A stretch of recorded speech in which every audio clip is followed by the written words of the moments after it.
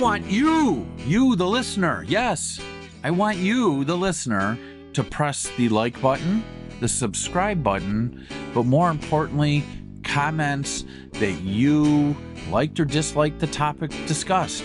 What would you like discussed? Because you, the listener, are who is important to me so that I can provide the value that you want and need. This is part one, Joel, of respect and expectations. Respect? What kind of respect? Respect for your industry, respect for your company, respect for your services. You mean I'm not the Rodney Dangerfield of cleaning? I get no respect. Wait, how many of the listeners even know who Rodney Dangerfield is? I think we just said we're old. Joel, there are customers who just don't really think that much of anyone other than their business. And I know that you face that, especially in the janitorial services. We do every day. There's definitely a negative connotation to our industry. It's a challenging business. You have scientific knowledge, chemistry knowledge, just the physical delivery of the services themselves. And then there is the occasional attitude. The owner might be dealing with an employee, or your cleaner might be dealing with the facility's customer or their employee. There's so many things to balance. It's almost like the one episode that we talked about all the hats that we wear as owners. Most janitorial clients think that the owners are the ones doing the job.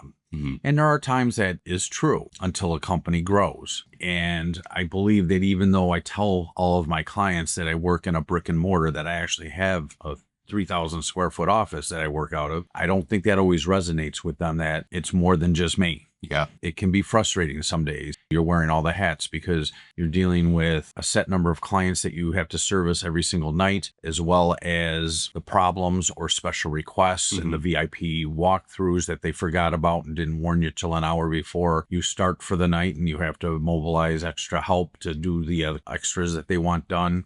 To call out, you have people out on medical, you have people on vacation, you have openings because you weren't able to fill them, even though your HR department is scheduling 10 interviews to have 2 show up and both of them aren't good enough to hire, and then you still have things to do, and then you have employees on the way to work that get into accidents, have a flat tire, maybe the manager is running late from their full-time job because they usually work part-time nights because cleaning jobs are part-time. In most cases, it's seen as a second income, so there's just an array of issues that you're dealing with at any moment of every day. And what I like to tell people is think of like 100 balls in the air, and you can touch them with your 2 hands just a microsecond in order to keep all 100 balls in the air. The second that you spend too much time on one of them, the whole array falls down. I was going to go a little more aggressive, juggling flaming chainsaws. The problem is every third one's on.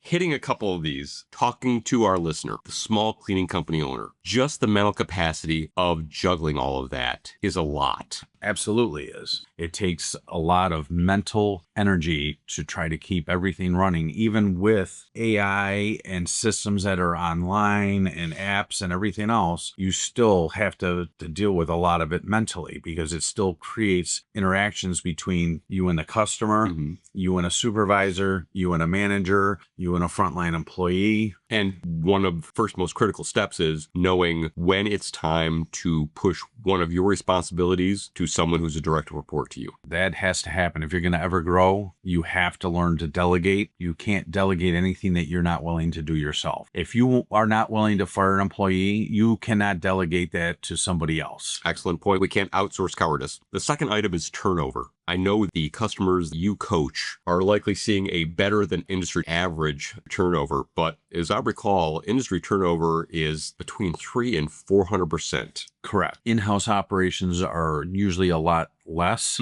but because of how they're structured financially and how much burden that type of stuff is, a lot of companies that used to be in-house are starting to turn to outsourcing because lower pricing.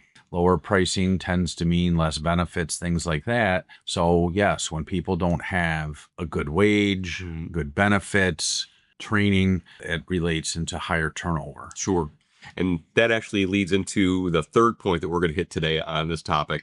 Entry level is a blank slate. Now, we've talked about how entering the janitorial industry is a low barrier to entry, whether it is as an owner, as an employee. you can get there relatively quickly, and that there are places to gain certification. That's very helpful. Also means when they do finally start hiring employees, the cleaning company owner going to have to do a lot of looking and a lot of screening. Those people don't have much training. It's also a lot of HR departments and even business owners will tell you if they had their druthers of who they would hire, they'd hire somebody with no experience. Yeah, I know that's a little bit of a shock. I'm sorry. Tell me that again. A lot of people would hire somebody with no experience. They want to see comparable type businesses that they've been in, high service industries, high customer facing, and look at their work history to see that they've been at places a length of time and not like 11 in the last 6 months. Okay. Individuals who are a blank slate are very trainable. When you hire somebody who has 40 years of experience and they walk around with that ego, and then you tell them that, no, that's not how we do that type of cleaning here. This is how we want it done. And they're like, well, I've never done it that way. You know, that reminds me of a recent podcast about where the floor goes. So we'll link back to that one. Joel, it sounds like we're really talking about hiring attitude, not experience. Correct. Dear listener, there will be a part 2. Joel, thank you. You're welcome.